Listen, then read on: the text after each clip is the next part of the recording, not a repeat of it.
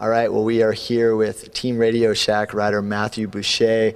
Mathew, we've had a few stories about you on our website. We wanted to kind of give our readers and viewers a chance to meet you. And I think the big story is second-year pro, going to the Pro Tour. Is that correct?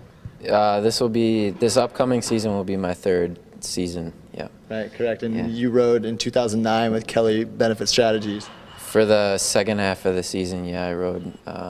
Starting with Tour Utah, I rode for Kelly Benefits. Yeah, so really not even half the season, and that's in August, so just the last few months. Yeah. For people who aren't familiar with your story, maybe you can just sort of explain how you go from your second year as a pro, having the conversation with Johan Bernil about coming to Lance Armstrong's team, your background and how you ended up where you are.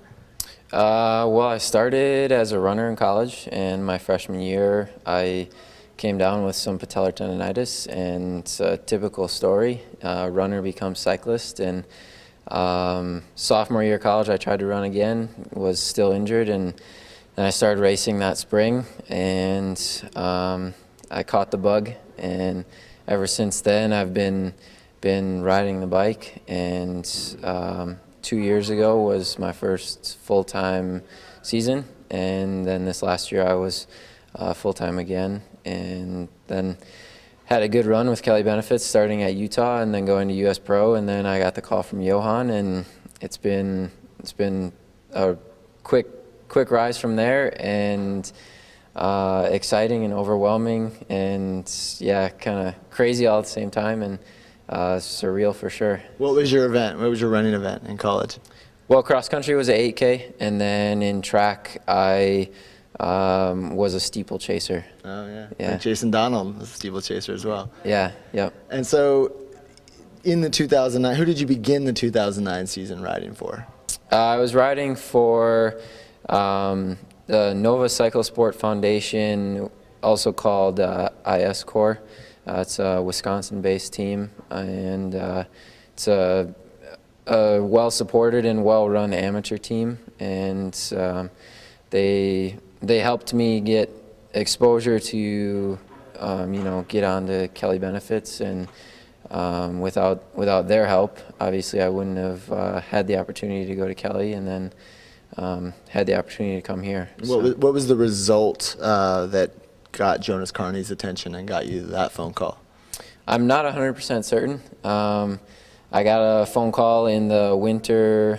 It would have been December or January 2008, 2009. 12 months ago. Yeah, and we started talking again in April, and then by the time it came around to August, we were in negotiations, and it's gone from there. Yeah. Short-lived deal with Kelly. Yeah, it's not common that a rider sort of gets a call about joining a pro team twice in a season within a few months of each other.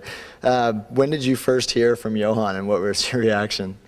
I was driving home from the airport / to class after US Pro Roads, and hold on, class. You got to explain that one to us. I was taking let's see, this would have been a chemistry class, prerequisites for graduate school, which right now will kind of be on hold. Sorry, what were you studying? This would be for physical therapy. Okay. Yep, and I got the call, I missed it, I tried to call back, it didn't work, and so I was like, what is this? And then I got a text message, and it said something, this is Johan Bernil, and at that point I was like, what? Somebody's playing around with me, and then eventually we connected, and from there it became pretty real, and yeah, it was exciting and definitely surreal, like I said. Yeah, I mean, all the way up until when you arrived in Tucson, I would imagine it was sort of theoretical. Wow, I'm going to be a member of Lance Armstrong's team. What was it like when you actually arrived here in Tucson, and yeah, there's Lance Armstrong, and there's Levi Leipheimer, and there's Johan Bernil, and I'm part of this?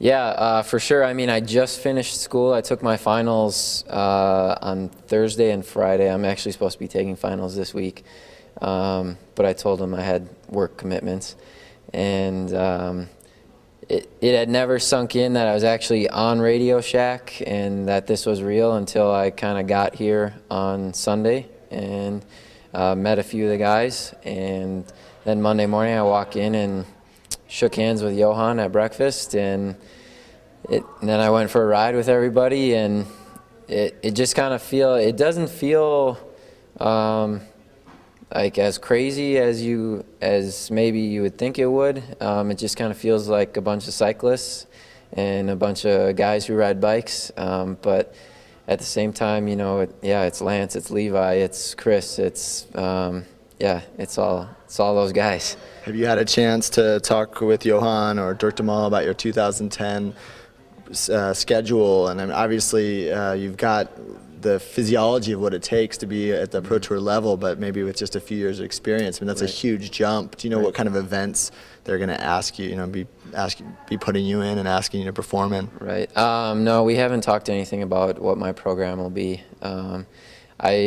I can tell you with 99% certainty I won't be riding the Tour de France, but yeah, it's going to be exciting no matter what, and there's going to be a lot of experience to be gained from the staff and the riders, and I'm excited to know what my program's going to be, and I'm just going to go out and ride hard and do my best, whatever it is. Do you have an idea of what sort of events you think you could excel in at the Pro Tour level? What type of rider you would like to develop into? Right. I think just the tougher the race, usually the better I go. I think a stage race might suit me better, but I'm just, like I said, I'm just going to go out there and ride hard, and hopefully that'll speak for itself, and I'll land some good results. Well, it's a pretty amazing story. Appreciate the time, and good luck with the 2010 season. Thank you very much.